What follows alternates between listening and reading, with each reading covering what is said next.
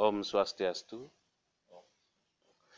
Rajeng Sore. Jadi sore hari ini kembali saya ingin berbincang-bincang dengan Juru Pandit berhubungan dengan pertanyaan saya sebagai seorang juru sapuh atau juru mangku, di mana saya sendiri sesuai dengan pengalaman saya ini secara kepekaan ataupun secara umum mungkin masyarakat bilang mata batin ya, atau indera keenam saya yang saya rasakan belum bagus karena ada rasa yang dimana saya belum rasakan ketika saya sebagai juru sapuh Naturang Banten, ataupun ketika Piodalan, ataupun ketika Nunas Tirte atau air suci untuk merasakan kehadiran beliau. Jadi di sini saya ingin mengupas ataupun menanyakan lebih detail bagaimana sih caranya kita untuk bisa melatih diri untuk bisa lebih sensitif. Apakah dengan cara latihan meditasi mungkin kita itu bisa melatih indera keenam kita hidup, ataupun paling tidak mungkin saya tidak akan bisa melihat suatu kehadiran beliau ataupun roh-roh makhluk halus ya pada umumnya, tapi paling tidak saya bisa merasakan. Jadi itu yang ingin saya ketahui. Saya ingin merasakan mungkin di suatu tempat yang istilahnya keramat, atau di suatu tempat suci, ataupun di suatu tempat yang angker. Saya ingin merasakan bahwa beliau atau makhluk itu ada. Nah, khususnya di sanggah atau di sanggah saya juga, saya ingin merasakan, betul-betul merasakan kehadiran beliau meskipun dengan hanya rasa. Artinya untuk melihat beliau mungkin tidak akan mungkin ya. Tapi untuk bisa merasakan kehadiran beliau, saya ingin menanyakan, mungkin ini juga jadi pertanyaan semeton di yang sudah sering menonton di channel YouTube-nya Juru Pandit. Jadi saya ingin menanyakan apakah dengan cara meditasi itu bisa memiliki kepekaan, atau dengan cara meditasi kita bisa mendapatkan kepekaan itu. Terus apakah juga dengan cara latihan atau meditasi agar mata batin kita ini bisa terbuka, apakah hanya dengan meditasi? Jadi itu intinya, atau bagaimana cara kita melatih diri untuk membuka mata batin kita. Jadi saya tidak panjang lebar, jadi kita dengarkan sama-sama bagaimana caranya, jadi bisa kita tahu atau sama-sama nantinya belajar. Jadi untuk itu waktu saya persilahkan ke Juru Pandit. Yeah. Om Swastiastu, Ahwi Namastu Namasidam, Om Sidirastu Tatastu Astu Namaswa. Jadi terima kasih Bu Juru. Ini pertemuan yang kedua kalinya ya.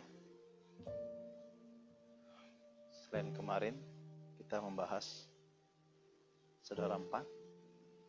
Nah, kali ini terkait dengan pertanyaan yang diajukan kepada saya dari Bu Juru. Jadi inti dari pertanyaan Bu Juru itu adalah kepekaan, termasuk peka mata batin ataupun sensitivitas dari batin kita. Nah, jadi sebelum kita saya memaparkan cara-cara melatih kepekaan mata batin ataupun indera keenam. Jadi perlu kita ketahui bahwasannya tidak semua orang itu memiliki kemampuan yang berbeda, yang sama. Sama halnya seperti saya berguru, dari sekian ratus murid, padahal guru itu memberikan yang sama, pelajaran yang sama. Tetapi dari sekian orang tidak mungkin semuanya bisa menerima. Nah, itu tergantung dari kemampuan kita. Nah, kemampuan ini yang dimiliki setiap orang itu ada kemampuan yang alamiah. Jadi seperti orang-orang indigo tanpa latihan kebatinan pun dia sudah bisa melihat, merasakan dengan sendirinya. Nah, yang tidak memiliki kemampuan alami ini perlu latihan yang konsisten, kontinu, tekun dan disiplin. Jadi di garis bawahi, tidak semua orang memiliki kemampuan mata batin. Pertanyaannya, kalau seseorang itu tidak memiliki kemampuan sejak lahir, apakah bisa nantinya kalau terus dilatih melalui meditasi, apakah bisa memiliki kemampuan seperti itu? Bisa. Cuma itu kembali saya katakan perlu latihan yang konsisten sekali. Tapa berata yang bagus, saya yakin lama-kelamaan kekuatan itu bisa kita miliki. Jadi gitu Beli Jero. Jadi apalagi Beli Jero sebagai seorang pengayah di pura ya, yang juga sebagai pengayah, sebagai praktisi, sangat perlu sekali untuk memiliki daya batin yang bagus.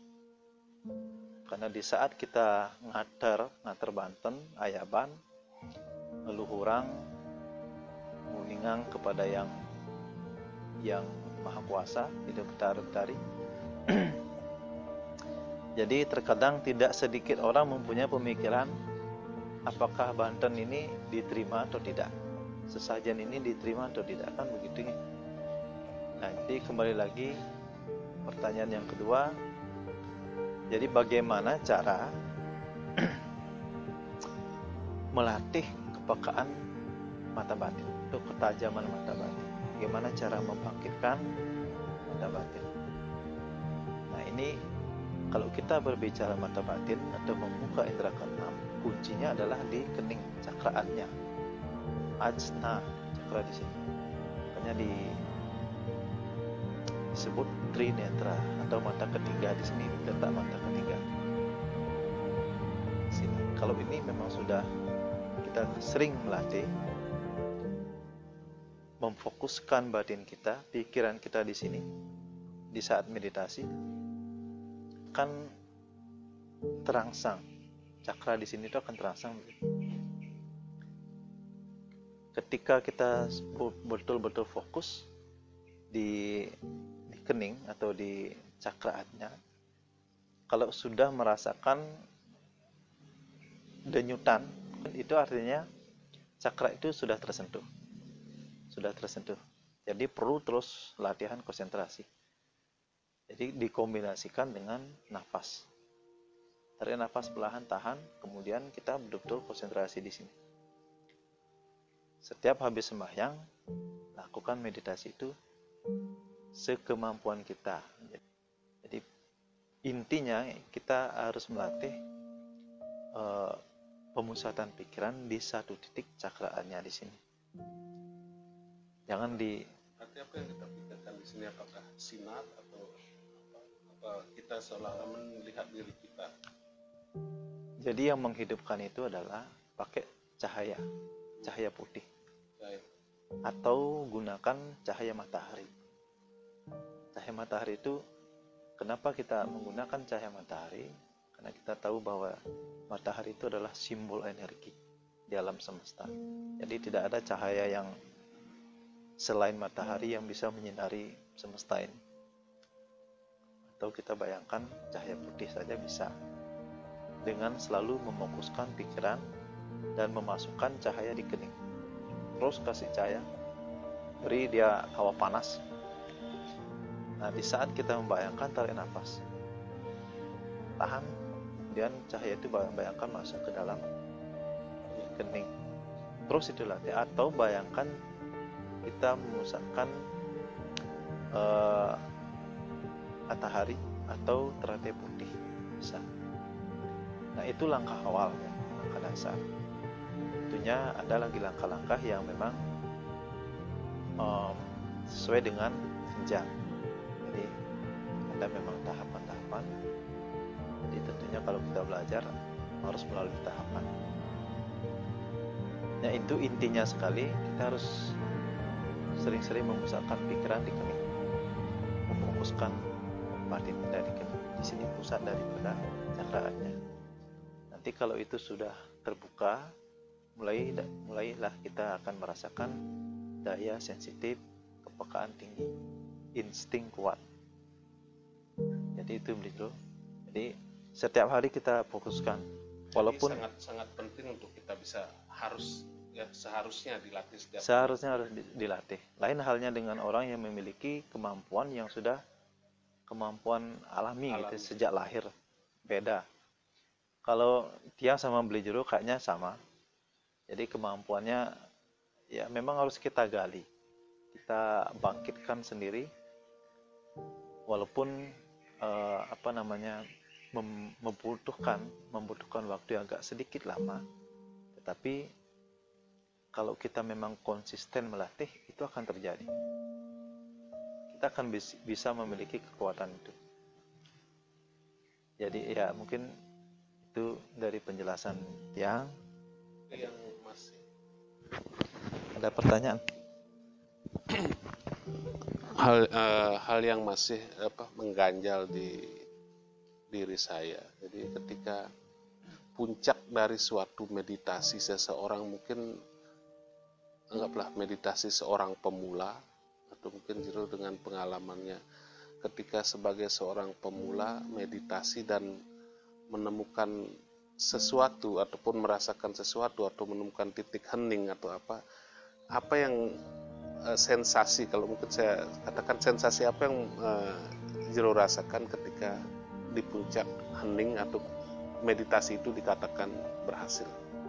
Ya, mungkin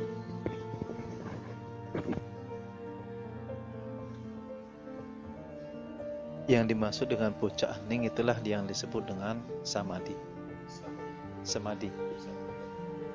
Yang dimaksud dengan samadhi itu ketika puncak kesadaran kita yang tertinggi kita bisa capai, di sanalah puncak keheningan. Itu namanya samadhi. Bukan meditasi lagi. Kalau meditasi kita masih fokus. Ya. Dari puncak dari meditasi adalah samadhi. Hening.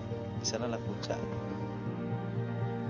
Ketika hening, ketika memang kita sudah mencapai puncak meditasi atau samadhi,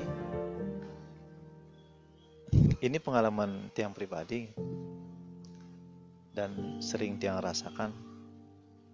Kuncinya adalah semakin kita bisa kosong, semakin cepat kita akan merasakan puncak daripada meditasi, yaitu samadhi.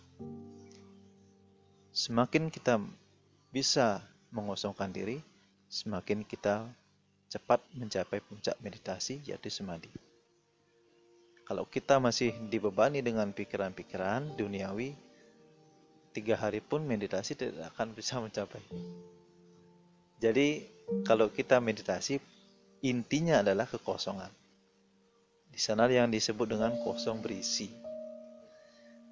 Makanya kalau Tiang pribadi memiliki pengalaman di saat samadhi, di mencapai puncak samadhi itu, kebahagiaan yang tiada tara yang Tiang rasakan. Di sekeliling itu tidak ada suara.